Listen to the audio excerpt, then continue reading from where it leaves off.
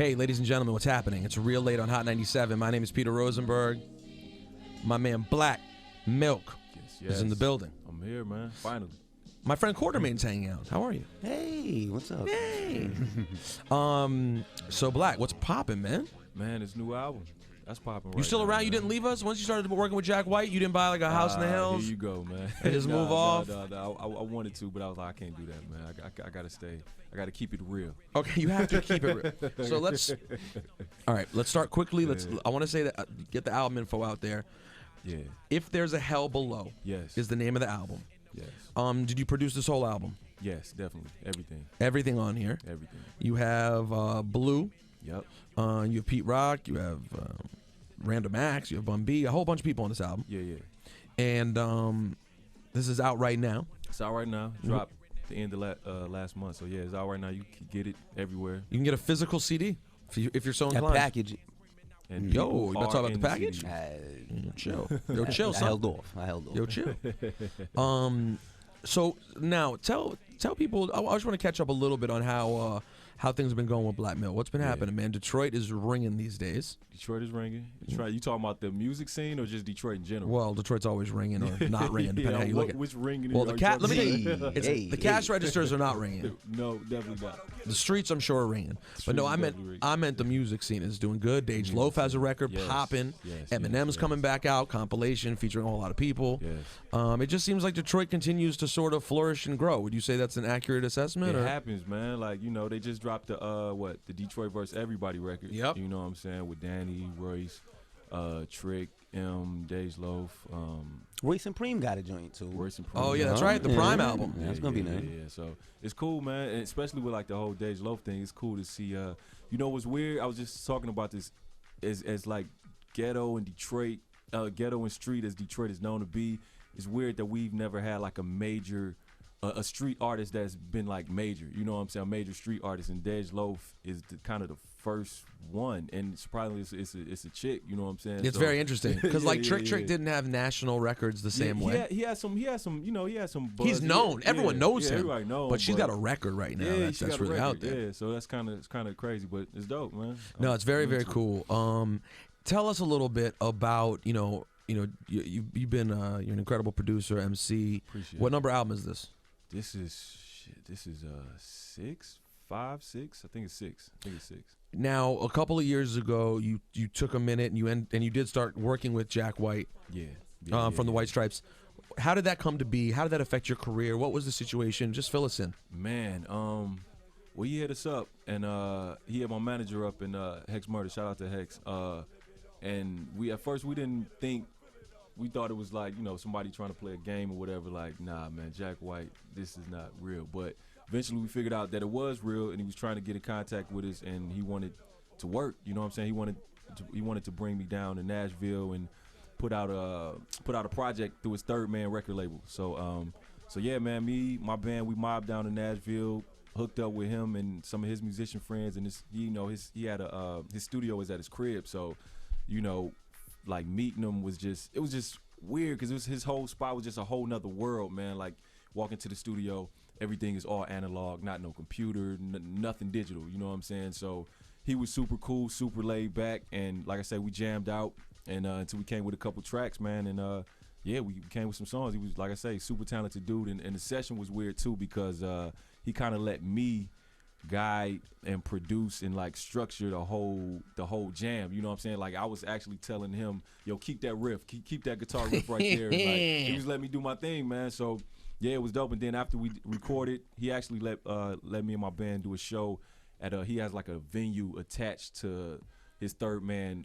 store. So we did a show at the store, and they recorded the whole show like straight to vinyl, and it was crazy, man. It was crazy. We spent like 2 or 3 days down there just kicking it with him and recording and hanging out. He's doing really cool stuff with vinyl too. He always has been, man. That's like his thing. Yeah. That's so his thing. did you guys keep a relationship from that point? That was. I mean, yeah, we kept in contact a little bit. What was weird too, because I asked him when I first met him. I'm like, man, how do you even know who I am? You know what I'm saying? I wanted to ask you that. So how did he know who you were? Like he said he came across, that was around the time I put out this album called Album of the Year.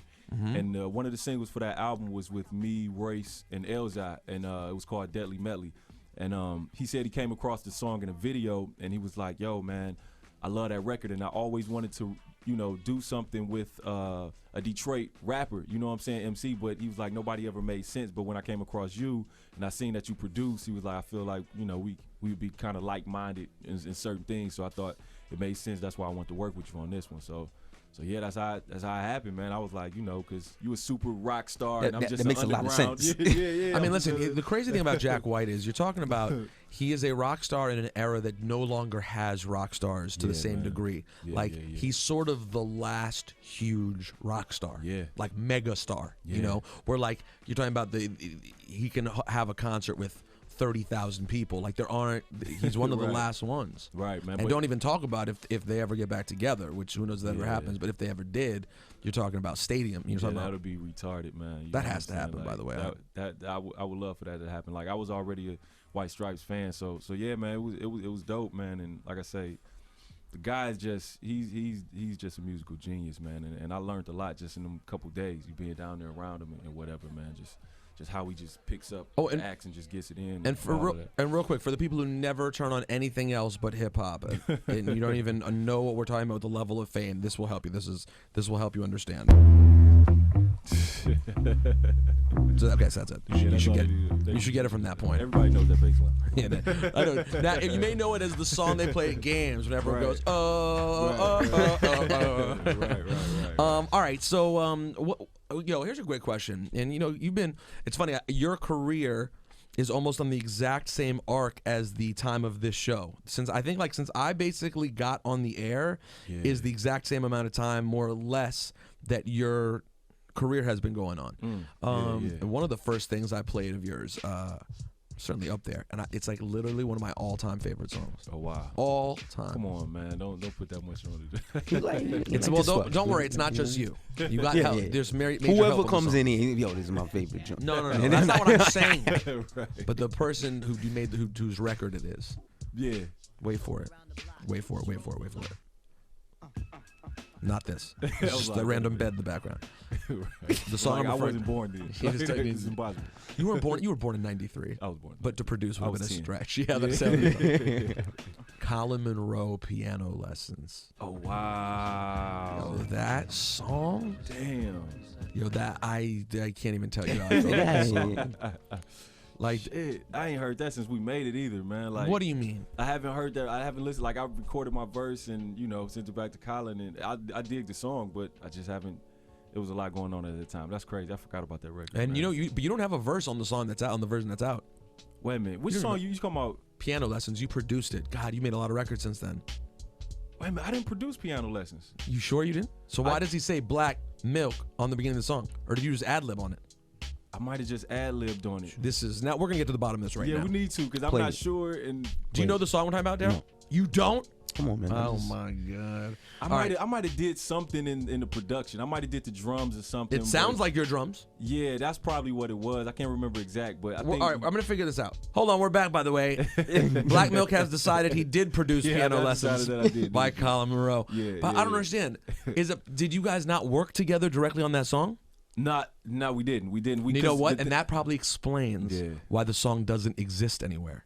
Like it's only a video. Yeah. I always look for it on Spotify and iTunes. So maybe it's just not official. I think he might have put it out like on some mixtape or some like loose free project he dropped around that time. And it was a beat that you just had out there that he snatched up. Yeah. Oh, well, no. Me and him. He was on. I put out an album around that time called Tronic, and he was on my album. Got it. That was a record we did after. Like we did a couple records together. So yeah, just like emailing back and forth. I feel so strongly about this song that I'm actually thinking about whatever project I do next. I was gonna try to hit him up and be like, "Yo, I want to take this song. Like it deserves. Yeah. It deserves see a the second. You see the light. Every once in a while, a thing happens and it just deserves. It needs to get back there. So Black Milk. Who else have you? Tell the people, because obviously the people who know, but not everyone knows exactly what you've done. So fill people in a little bit of the Black Milk history. Man, I work with. I started out working with Slum. Slum Village. They was the guys that kind of put me in the game. I was their in-house producer for a little while, man, around the time where when Dilla kind of left the group. You know what I'm saying? It was me, Wajid, Young RJ. It was a few of us, Kareem Riggins. So yeah, that's kind of where I started. Since then, I've worked with I've worked with my mind going blank. I've worked with Pharoah Monch. I've worked with Sean P. I've worked with Lloyd Banks. I've worked with did some stuff with Busta. Like you already said, Jack. Yeah, just a lot of mostly underground hip hop stuff. You know what I'm saying? But yeah, and like I say, putting out my own solo project. Where do you rate yourself as a rapper versus producer?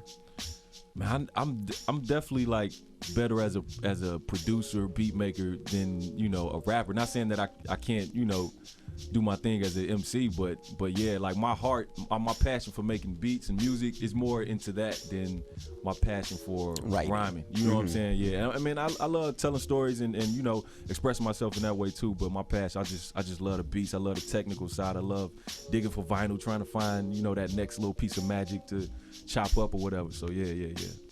I make beats like every damn day. So yeah, rapping is not as. I know. I only rap when I have to, basically. Like when you some artists. If you're forcing me to. Right. If you're forcing me to, man, you got to check or something. But like when I make albums, most artists they like fucking make like 40, 50 songs and pick the best 12 or whatever. Like no, the 12 songs you hear on my album, those are the only 12 songs I made. You know what I'm saying? There's no like B-sides. So yeah. So how good has Europe been to you? Has the rest of the world been to you? Obviously, as someone who labels yourself and kind of knows you're an underground artist. Yeah. Obviously, it's a different kind of ball game, and you owning that means that you get to appreciate kind of certain different things. Yeah. How great has the rest of the world been to you?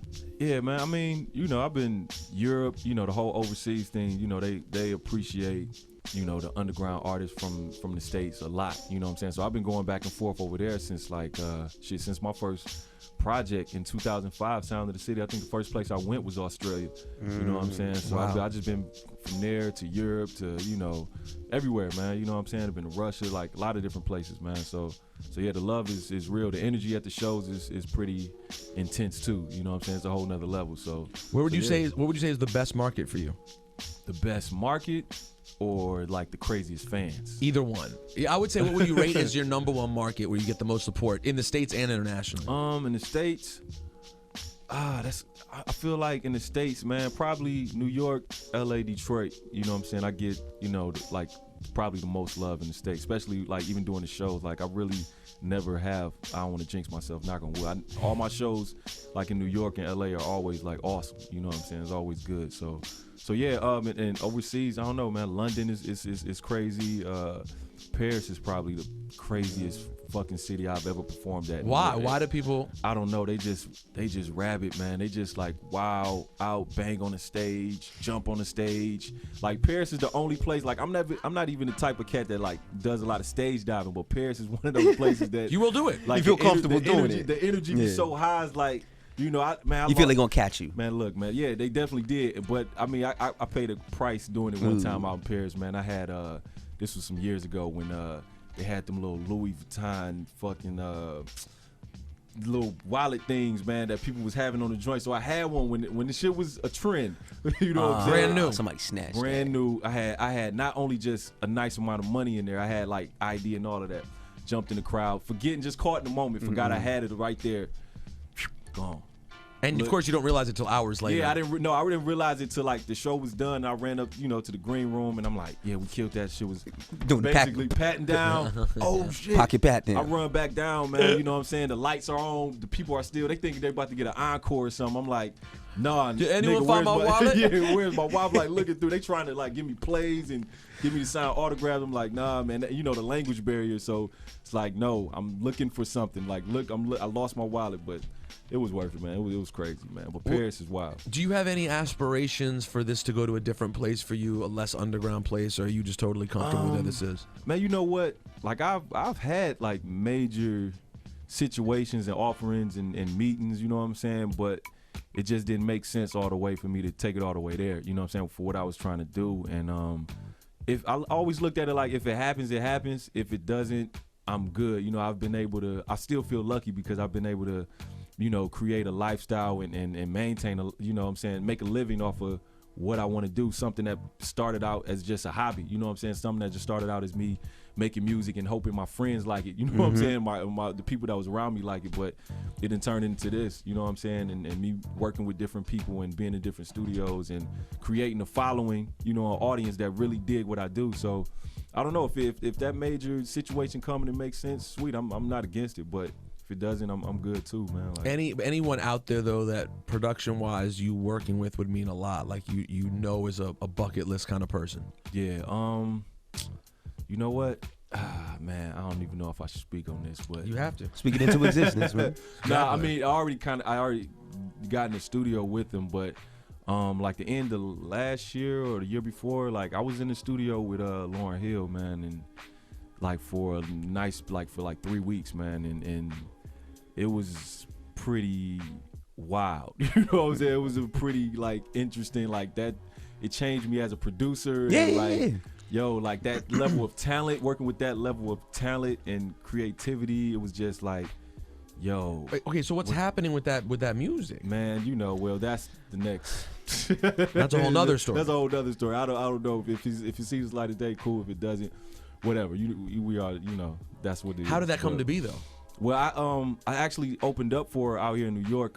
She had a show at Highline a few years back, and Josh, the guy that runs Rock the Bells, the festival, he had me open up. You know what I'm saying? He was like, "Yo, I want you to open up for her." So, opened up, and I met her for the first time then. And then, like a few months later, he was like, "Yo, we need some people. We looking for somebody to do like some drum programming or whatever. We want to fly you out." So went out, you know, there and got in the studio with her and worked with her. And like I say, In LA? no, in Jersey. In Jersey, still in Jersey. So yeah. So I was out there for like 3 weeks, almost to a month, just banging out beats and, you know, trying to make it happen. You know what I'm saying? But yeah, it was pretty incredible, and I kind of got like the rap version of Lauryn Hill, man. Like she was spitting.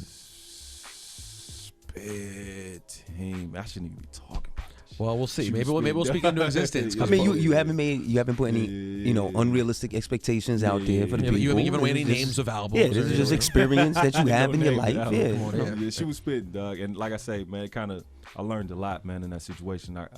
This might sound kind of crazy, but like we all know Lauryn Hill, Miss Hill is talented, but being around it and actually seeing it, man, made me feel like, man, she's one of the greatest of all time. Man. You got that energy. This is crazy. Yeah. Well, she's a very interesting person to nerd out and talk about because she's one of the great wild cards because we only know so much. Because you only have these. You have the first Fugees album, which is weird. You can hear her talent on it, but it's not like a classic. Second album, which is iconic. Her solo album, which is beyond iconic. And then after that, we don't have much of it. So there's all these question marks. So that's why it's interesting. Like, it shouldn't be such a crazy thing to say she's one of the greats. Greatest. The only reason it's even a controversial statement is because we haven't seen how the movie ends yet. And I'm not even talking about rapper when I say, I'm talking about just artists, like in general, compared with like the Stevies and the Michaels and the Prince, like the people who really, like the just overall creativity. Just artists overall. Like, man, she's like, I'm like, yo, wow. You know what I'm saying? Like, this is insane. I've never seen this level of talent before. Been around this level of talent before. So yeah. Yo, ladies and gentlemen, his name is Black Milk. He's had a hell of a run if you haven't been paying attention. He has a new album out right now. Quarterman, what's the name of the album you got in your hand right there? Come on, man. If there's a hell below. If there's a hell below, a new album from Black Milk, Detroit's own. Always great seeing you. Man, you too. Let's not have it be 3 or 4 years next time. No. You know what I'm saying? I'll be back. Definitely. I mean, listen, I might, before you know it, I might be working at a gas station in Detroit, so you can never know. Let's not speak that into existence. Yo, you know what? Of all the things I don't want to do. Gas station in Detroit is not the place you want to be, man. So cold in the D. All right, ladies and gentlemen, it's real late on Hot 97. For sure.